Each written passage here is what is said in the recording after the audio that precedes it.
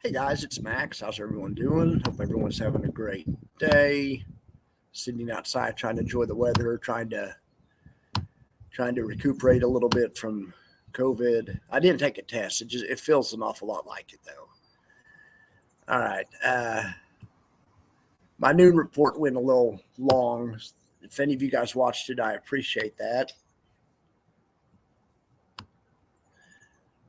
All right, let's check in and see where these funds ended up. I'm trying to move this so we can see everything. All right, we'll start with Triple QY. Made 1.7 million on the day, down $1.57 on an earnings per share basis, but the dividend's 282. That'll work. IWMY. These guys made 322,000. Nice job. That the lunch update, they were underwater, but pretty far underwater. So that's a really nice job. Earnings per share is negative $1.20, and the dividend's 285. So that's nice. We'll look at JEPY. These guys made 445,000 today. They're down 85 cents a share on the month, which is a lot, but it's 31 cents a share less than yesterday. So it's coming back, hopefully. We'll see. Dividend estimate, $2.68. So that'll work. It's not all bad news. Now, USO and the oil's getting crushed. What is going on with the oil? So these guys sold the 70 strike for $2.14. So we need at least 67.86. Right now the market's trading at 66.96. So this trade's a little bit underwater. It doesn't expire till tomorrow, so I'm not going to calculate it. This sheet doesn't calculate live. So, but suffice it to say, this trade is underwater.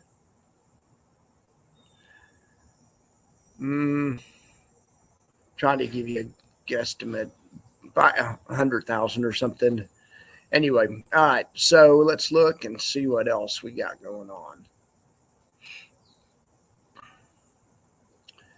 Here's my new buffer report. Last month's and this month's cumulative change. The thing that's important to note about this one is XDT's having a great month again. As you guys know, they aren't capped 24 hours of the day. They're only capped 8 hours of the day. It makes a big difference. So, or in other words, it's almost kind of like cheating because it's really not a covered call fund. I mean, it is, but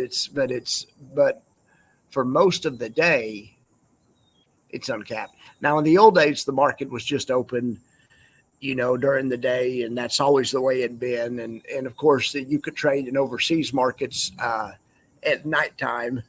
Nowadays, with everything 24 hours, though, it makes a big difference. XDT not capped at night, so that means if the night's action is bullish, in other words, if the market goes up, XDT will benefit compared to other funds that do basically the same thing, like JEPY. All right, let's see. I think I have it on this one. This is a better way to look at the same.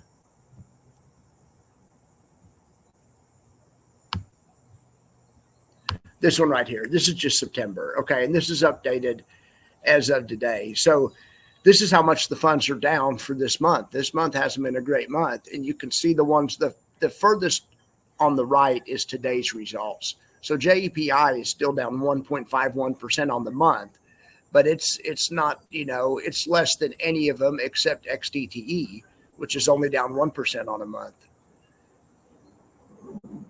So that's impressive. XDT is performing really well.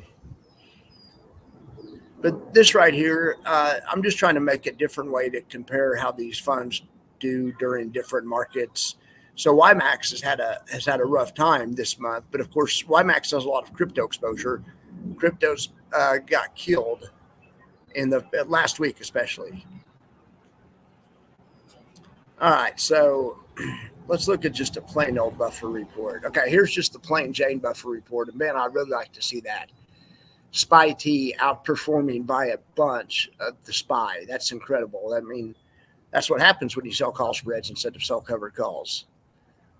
They should have done this from the get-go, but they didn't know. Look at JEPY also outperforming the index. Nice. JEPI underperforming the index.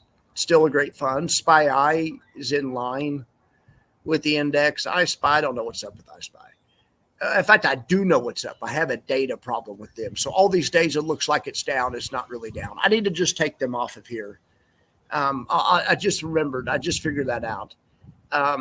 Unless I remember to update iSpy's price manually, this right here is not accurate. And I almost never do that. Now on this one, though, I'm really into this chart. And on this one, I enter iSpy's price manually. So iSpy really is down 2.78% on the month. And this is just good if you want to compare, like having iSpy with WiMAX. WiMAX is down 4.2% on the month. You know, what's better than iSpy? You know, well, like I say, THTA is doing better. JEPY is doing fractionally better. SVOL is about the same. All right. I just think this kind of stuff's interesting. I'm just trying to get a better way to show you guys the buffer report. But back to just the raw buffer report, this one. All right. So let's see. More outperformance. ZIVB, that's awesome. QDTE, we just talked about them. They're uncapped, you know, most of the day because they're uncapped all night long.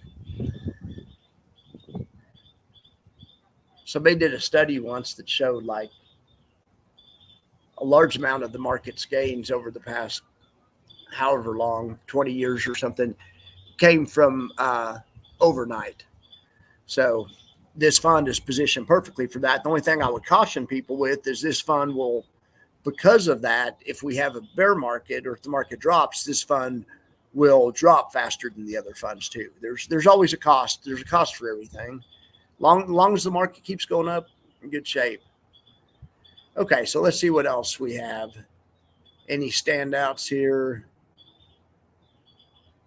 YMAG, that's impressive. YMAG was actually up more than the NASDAQ. That's nice. GPIQ was also up more than the NASDAQ, as was QDT, we already talked about.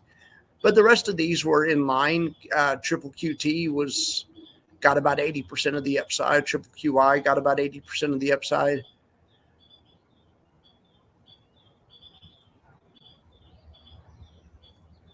ZIVB killing it. All right, so now let's check out the charts and let's see what's moving today. Oh yeah, we got to talk about the volatility report. It switched. The short-term time frame just switched to bullish. And it almost switched yesterday. That's what that line was, 1 out of 3. 1 out of the 3 conditions were met. The second of the third conditions was met here. So it could be a false, you know what this could damn sure be, because this is just trend following. It just, if the market's trending up, it goes with the trend. So it's not going to know what the number tomorrow at 7:30 is going to be. So if that number's terrible and the market goes the other way, the first thing in the morning, the indicator will turn right back to red. That's what's called a whipsaw. But you never know. The market could keep going up, and maybe the reason it turned green is because the people that are trading the number tomorrow, the commercial accounts and the institutions, if you're conspiratorial, you believe they know what the number is in advance, or they have a damn good idea. If that's the case, then I saw them take off hedges on my rules-based system. Hedges are coming off or off in the 30-minute time frame. You still have hedges on in the daily time frame, but the daily time frame is less sensitive. You know, it's not going to change as often. But having said that, sometimes the shorter time frame is too sensitive. It'll change. Anyway, it's just one of many things to look at. That's what I'm trying to caution. But yes, it did. So now we got to figure, is it going to be like back here? Let's see. Look at the time short-term change from red to green right here. That would have been a great time to get in the market, and then it turned right back to red right back there, which has been a great time to get out of the market and go short. Like I say, I'm kind of doubting this one. I think we still have more legs on the downside, but I'm reporting what it is. It is what it is. I think it's going to be like, I have a feeling it's going to be like this down here where we had a little false signal that lasted for a day or something, and the market got slammed the other direction. Anyway, if that happens, that happens. No big deal. I'll have you notice when the market did get slammed the other direction, even though it was a long way, even though the market had already dropped a lot, it still had a lot further to drop. So if this is a fake signal and it gets slammed the other way by the number, I mean, we'll see. But if last time was any guide, it still had plenty of room to drop. So we'll see. I heard that the first week in September, last week was the worst week we've had in like 3 years or something. Obviously, it wasn't worse than the first week of August, but the first week of August, we bounced back so fast. We were only down on Monday, and by the end of the week, we were probably up. So anyway, but August is the worst. The first week of August is the most dramatic drop we've had in a while, but I think there's more of that to come.